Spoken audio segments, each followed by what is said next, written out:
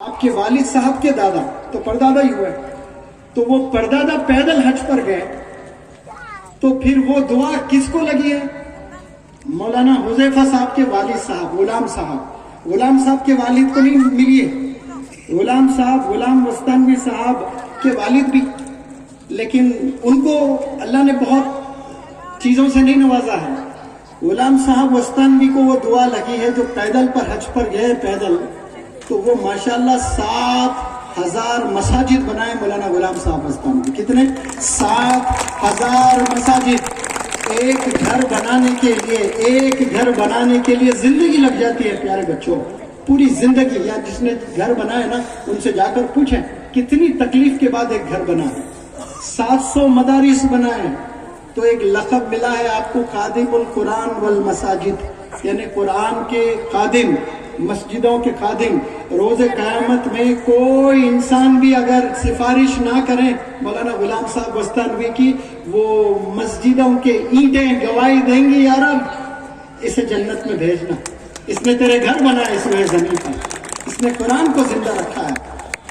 آپ دیکھیں وہ جو آپ کے پردادا یعنی مولانا غلام صاحب وستانوی کے دادا نے کچھ ایسا زبردست کام کیا ہے، تو وہ دعا جا کر ان کے پوتے کے جنریشن پر لگی، اور اس چیز کو پھر مولانا حذیفہ وستانوی صاحب 10-20 گنا تیزی سے لے کر جا رہے ہیں ماشاءاللہ۔ اور مولانا بدر الدین اجمل صاحب کتنے رئیس، کتنے کامیاب بزنس مین، کتنے ادارے آپ چلاتے ہیں۔ آپ کے دادا یا پھر پردادا فارمر تھے، تو کھیتی سے جو بھی چیز فروٹ وغیرہ ویجٹیبلز کاٹائی ہوتی نا، وہ لے کر گھر لاتے، گھر میں جتنا استعمال ہوتا وہ یوز کرتے، باقی گھر کے سامنے لکھ کر لگا دیتے کہ ضرورت مند لوگ یہ چیزیں لے کر جا سکتے ہیں، یہ سبزی یا پھل۔ تو آپ دیکھیں اس کے بعد 4th جنریشن پر اللہ کا ایسا کرم ہوا ہے، آج وہ پرفیومز کے کنگ بنے ہیں۔ کبھی آپ نیک کام آج کرتے ہو، ضروری نہیں کہ آپ کے اولاد کو اللہ اچھی زندگی دے دیں، نسلوں تک وہ دعائیں چلتی رہتی ہیں۔ والدین کی دعائیں لیں۔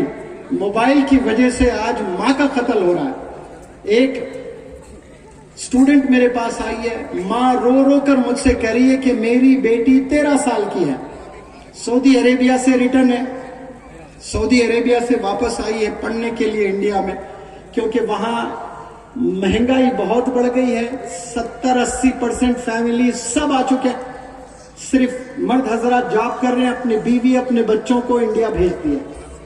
اب وہ موبائل کی اتنی پاگل اور ماں تربیت کرنے میں کوئی کسر نہیں چھوڑی۔ ایک دفعہ ہاتھ اٹھا دی ماں نے کہ موبائل یوز نہیں کرنا، تو اس کے چھاتی پر بیٹھ کر اتنا ماری ہے بیٹی نے ماں کو کہ ماں کی گردن ٹوٹ گئی۔ وہ ماں بھی ایسے ہی آئی ہے میرے پاس میں، اور گردن ٹوٹنے پر بھی وہ رو رو کر کہہ رہی ہے میری بچی کی تربیت کر دیجئے سر۔ یہ ماں ہوتی ہے۔ آج کوئی ہاتھ اٹھا دے مجھ پر تو میں تو انتقام لینے چلتا ہوں، اور وہ بیٹی جو تو پیدا ہوئی تھی، تیرا گلا ایسا دباتے تو موت ہوتی، لیکن ماں نے کتنا پروٹیکٹ کیا تجھے مچھروں سے، چیٹیوں سے، کتوں سے، بلیوں سے، سردی سے، دھوپ سے، بیماریوں سے، موسموں سے، کتنا ماں نے پروٹیکشن کیا۔ کیا تھوڑے ہڈیوں میں گوشت آ گیا آپ کو، اتنا گھمنڈ آ گیا آپ کو جوانی پر کہ آپ ماں باپ پر ہاتھ اٹھا رہے ہیں۔ وہ ہاتھ کبھی جنت میں نہیں جا سکتا ہے، جلنا ہی جلنا ہے وہ ہاتھ جو ماں باپ پر اٹھتا ہے۔ آج کتنے نوجوان بچے اگر یہاں بھی اس بیدر شہر میں میری آواز کو سن رہے ہیں، توبہ کر لیں، قدموں میں گر جائیں والدین کے، توبہ کر لیں، اس کے بعد پھر ترقی کے اللہ دروازے کھولے گا۔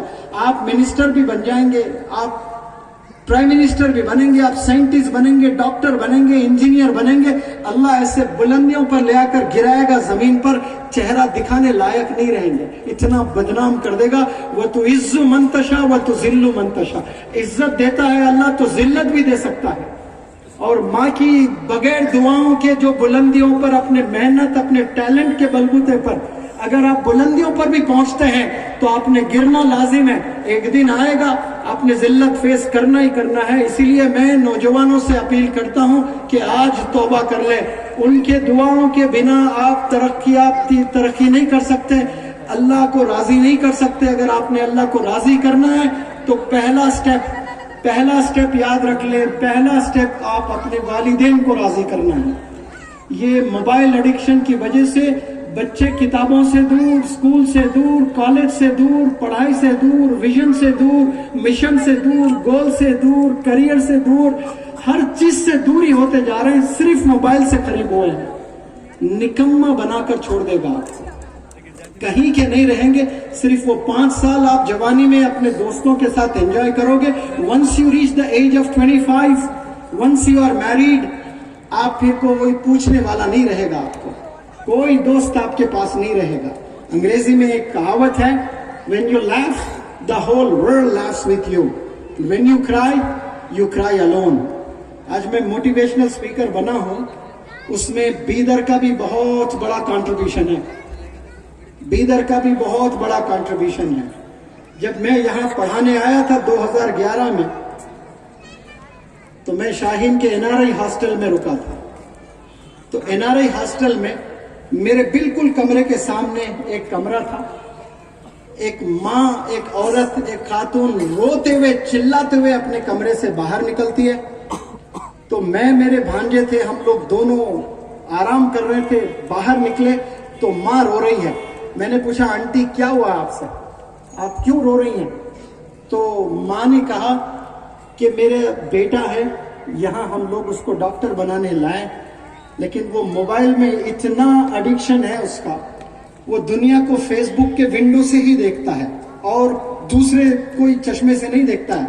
دنیا کو صرف فیس بک سے ہی دیکھتا ہے وہ. اور جھگڑا ہو گیا. باپ نے یہ کہا کہ یہ 2 سال تو شاہین میں پڑھ لے، اس کے بعد تو موبائل یوز کر لے، لیکن یہاں تو موبائل یوز نہیں کرنا کر کے موبائل اس نے، باپ نے چھین لیا. تو ہٹا کٹا بچہ تھا ایسا، بیت الحم گوشت کی دکان، اس نے باپ کو مارا، ایک چاٹا ایسا کان پر، تو باپ زمین پر گر گیا. تو میں نے تب سوچا کہ میں اس وقت تک صرف انگلش ہی پڑھایا کرتا تھا. 2007 میں میرا شروع ہوا ہے سفر. 2007 سے 11 تک صرف میں انگلش پڑھایا کرتا تھا. لیکن اس وقت میں نے عہد کیا کہ یہ انگریزی سے کچھ نہیں ہونے والا ہے. انگریزی تو پڑھوں گا، اللہ نے مہارت دی ہے کچھ، لیکن میں ابھی کیریکٹر پر کام کروں گا، میں پرسنالٹی پر کام کروں گا. میں نوجوانوں کو والدین کے قریب کرنے کی کوشش کروں گا. میں نوجوانوں کو اللہ کے قریب کرنے کی کوشش کروں گا. میں نوجوانوں کو مسجدوں کے قریب کرنے کی کوشش کروں گا. میں نوجوانوں کو پڑوسوں کے قریب کرنے کی کوشش کروں گا. اور انشاءاللہ وہاں سے میری بڑی زبردست محنت بھی ہے اور اللہ کی مدد بھی مل رہی ہے. ایک بندہ کچھ نہیں کر سکتا ہے، سب نے انشاءاللہ یہ کام کرنا ہے. سارے ٹیچرز، سارے علماء، سارے این جی او کے ہیڈز یہ ذمہ داری لینا ہے کہ نوجوان بچوں کو اگر آپ کامیاب کرنا چاہتے ہیں، نوجوان بچوں کو اگر آپ کامیاب دیکھنا چاہتے ہیں، تو یاد رکھیں سب سے پہلے والدین کے قریب کرنا، پھر مسجد سے قریب کرنا، پڑوسیوں سے قریب کرنا، اداروں سے قریب کرنا، کتابوں سے قریب کرنا. 12 سال جب آپ مولانا ابوالکلام آزاد صاحب کی عمر تھی، آج کتنے بچے بیدر میں 12 سال کے ہیں وہ سن لیں اس بات کو. مولانا ابوالکلام آزاد صاحب کی عمر جب 12 سال کی تھی، آپ نے باقاعدہ اپنے گھر میں لائبریری بنائی تھی، آپ نے لائبریری قائم کر دی تھی. آج ہم لوگ کیا قائم کرتے ہیں گھر میں؟ آج آپ جائیں موبائلز رکھے ہوئے ہوتے ہیں، گیمز کھیلنے کے لیے کمپیوٹرز رکھے ہوئے ہوتے ہیں. کسی کے گھر میں آپ کو لائبریری نظر نہیں آتی ہے. 12 سال کی عمر کوئی لائبریری سیٹ اپ کرنے کی نہیں ہوتی ہے. 12 سال کی عمر کھیل کود کی ہوتی ہے. لیکن آپ کو عشق ہوا ہے کتابوں سے، تو پھر جا کر آپ نے بنے کیا مستقبل میں؟ پورے ہندوستان کے ایجوکیشن منسٹر بنے ہیں. آپ اپنا بچپن کیسا گزارتے ہو، کن چیزوں کے ساتھ گزارتے ہو، کس کے ساتھ گزارتے ہو، اس پر ڈیپینڈ کرتا ہے کہ آپ کا فیوچر کیسے ہونے والا ہے، آپ کا کریئر کیسے بننے والا ہے. آپ 25-30 سال میں جا کر میں سدھروں گا تو کروڑوں میں کوئی ایک بندہ سدھرے گا. لیکن 10 سال سے ہی اگر کوئی بندہ ارادہ کر لیتا ہے کہ مجھے اس فیلڈ میں جانا ہے، تو وہ وہی فیلڈ جا کر پہنچتا ہے. تو آج اس وقت میں آپ کن بچوں کے ساتھ اپنی زندگی گزار رہے ہو، اس پر ڈیپینڈ کرتا ہے کہ آپ کا فیوچر کیسا ہے. تو پہلی جو بیماری ہے موبائل ایڈکشن، سب سے میرا سوال کہ ایک دن میں آپ کتنی دیر فون استعمال کرتے ہو؟ آپ کل اپنے آپ کو چیلنج لیں، کمرے میں بیٹھیں، کوئی نہ ہو کمرے میں، आप तनहा बैठे, चेयर हो, टेबल हो, मोबाइल हो, सिर्फ बैठे और 1 घंटा बैठे और मोबाइल को छूना नहीं आपने।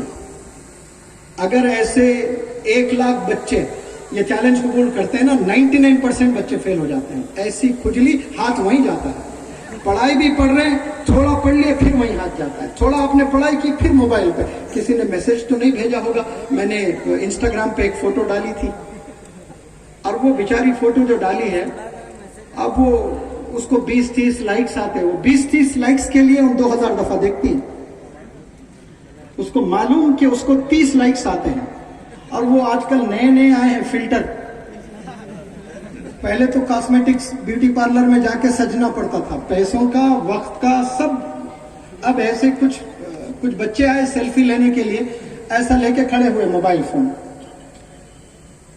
तो मुझको खुद को देखकर नहीं पहचान रहा हूं। मैं बोला ये रिकी पॉन्टिंग कौन है भाई? ऐसा गुलाबी कर दिया मुझे, एकदम गुलाबी देख रहा हूं। मैं उससे पूछ रहा हूं ये कौन है? सर ये अब बच्चियां वो फोटो डालते हैं फिल्टर की। अब वो फिल्टर की फोटो देखकर नौजवान बच्चे तो पगला ही जाते हैं, हालांकि उसको मालूम है कि ये ओरिजिनल फोटो नहीं है। अगर फिल्टर हटा दें, वर्ल्ड मैप है चेहरे पर, फिर भी वो जूम करके देखते रहता है। और वो बेचारी 2000 बार खोलती, उसको आते कितने लाइक्स? 20 लाइक्स। अब उसमें कमेंट्स आते कुछ 15, wow you are looking gorgeous. अब कुछ भी हो रही है, wow you are looking gorgeous. अब कुछ हो रही, हालांकि उसको मालूम है कि ये धोखा है। अब वो जो टाइप करने वाला बच्चा है, उसको भी मालूम है ये धोखा है। अब धोखे में दोनों खुश हो रहे हैं।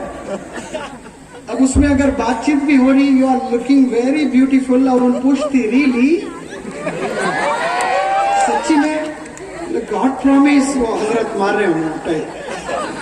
इसमें पूरी नौजवानों की एनर्जी एक दूसरे को इंप्रेस करने में लग जा रही है। आपसे ज्यादा खूबसूरत मैंने नहीं देखा, आपसे अच्छे आंख मैंने नहीं देखे। कैसे आंख भाई? ऐसे 6 आंख सबके। और कैसे? मैं डूबना चाहता हूँ। कमबख्त, तुझे स्विमिंग पूल में तैरना नहीं आता, तू आंखों में डूबना चाह रहा है। मैं आपकी आंखों की गहराइयों में डूबना चाहता हूँ, इल्म के गहराइयों में डूब। तो तू कल का फिर जाकर मौलाना अबुल कलाम आजाद बनेगा। अपनी पूरी जवानी की एनर्जी एक दूसरे को इंप्रेस करने में लगा रहे हो। ताली बजाने की बात नहीं है, ऐसे करने की बात बोल रहा हूँ, तौबा करने की बात है। आप इसमें ताली भी बजा रहे हो। तो ये यहां तक फिर भी बात सही है, लेकिन रिश्ते भी इससे ही हो रहे हैं, फिल्टर से। अब उन बच्चा देखता बेचारा, और वो फिल्टर की फोटो आई है बच्चे का, माँ लाकर, ये देखो ये सलमा है।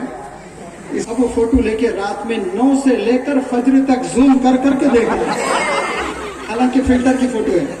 अब पागल हो गया, मैं शादी करूंगा तो सलमा से करूंगा, उसके अलावा कोई बच्ची पसंद नहीं आ रही है उसको। दूध पी रहा है तो दूध में सलमा, पानी पी रहा है तो पानी में सलमा, खाना खा रहे हैं तो खाने में सलमा, आईना देख रहा है तो आईने में सलमा दिख रही है। अब शादी हो जाती है, अब मेकअप उतरता है फिल्टर विल्टर का। दूसरे दिन से ही, शादी के दूसरे दिन से नफरत करने लगेगा, अरे ये तो खूबसूरत है नहीं, मैंने जैसे तस्वीर में देखा वैसे है ही नहीं। अब दूसरे बच्चियों की तलाश में घूमता रहेगा। आप कुछ पल के लिए ब्यूटी पार्लर जाकर आप बेहतरीन तैयार होकर खुश तो कर सकती हैं, इंप्रेस तो कर सकती है, लेकिन जिंदगी भर आपका हस्बैंड खुश नहीं रहेगा उससे। सादगी जैसे हैं, एक लक्स साबुन है, उससे आप चेहरा धो लीजिए, बिल्कुल सिंपल आप अपनी फोटो भेजिए। अगर वो सिंपलिसिटी में आपको कबूल करता है ना, आखिरी सांस तक आपकी पूजा करेगा, आपकी खिदमत करेगा, आपको ऑनर करेगा, आपको रिस्पेक्ट करेगा। लेकिन ये जो तैयार होकर आजकल जो बच्चियां ब्यूटी पार्लर में जाकर सज धज कर आकर घर में आ रही है, माँ नहीं पहचान रही है, माँ लाकर चाय दे रही है बेटी की सहेली शायद करके, फिर वो बोल रही है अरे अम्मी मैं जी सलमा, अरे मैं तेरी सहेली से लग रही थी। खुद अपनी बेटी को नहीं पहचान। इतना एशियन पेंट्स लेयर पे लेयर, लेयर पे लेयर, लेयर पे लेयर, 10-15 लेयर्स लग गया। लगने में आधा घंटा, उतारने में आधा घंटा। आप खाना भी सही नहीं खा सकते, मेकअप उतर जाता, इतनी नजाकत से खाना, ये धोखा है और कुछ नहीं। आपको सजने का पूरा हक है, लेकिन सिंपल बनकर शादी करें, उसके बाद अपने हस्बैंड के लिए क्वीन बने आप, जितना सजना है सजें। लेकिन आप ये सज धज कर, आप कॉस्मेटिक्स के जरिए से धोखा देकर रिश्ता बनाकर शादी कर रहे हैं। ऐसे कितने टूट गए जो मुझे फोन करके बताते हैं। और ये मोबाइल से दूर रहें आप लोग, कामयाबी नहीं मिलने वाली है। दूसरी जो बीमारी है मैंने मोबाइल में ही बता दिया, वो है अफेयर्स, लव अफेयर्स, इश्कबाजी। नौजवान टैलेंटेड बच्चे इश्क की वजह से पागल हो चुके हैं, पढ़ाई से दूर हो गए, इसमें कुछ नहीं रखा है। नौजवान बच्चे, नौजवान बच्चियां जो अपनी जवानी बर्बाद कर रहे हैं इश्क में मुलविस होकर, सुन ले मेरी इस बात को, अल्लाह ने इश्क करने के लिए, लव करने के लिए अल्लाह ने बताया रास्ता मैरिज, लेकिन हम उल्टा जाते हैं, लव मैरिज करते हैं, पहले लव बाद में मैरिज। पहले घूमते हैं, पार्कों में जाते हैं, फलाना प्री वेडिंग, पूरा जिना हो जाता है, गुनाह हो जाता है, उसके बाद फिर शादी होती है। शादी से पहले सारे हराम के काम, क्या वो शादी में बरकत होगी?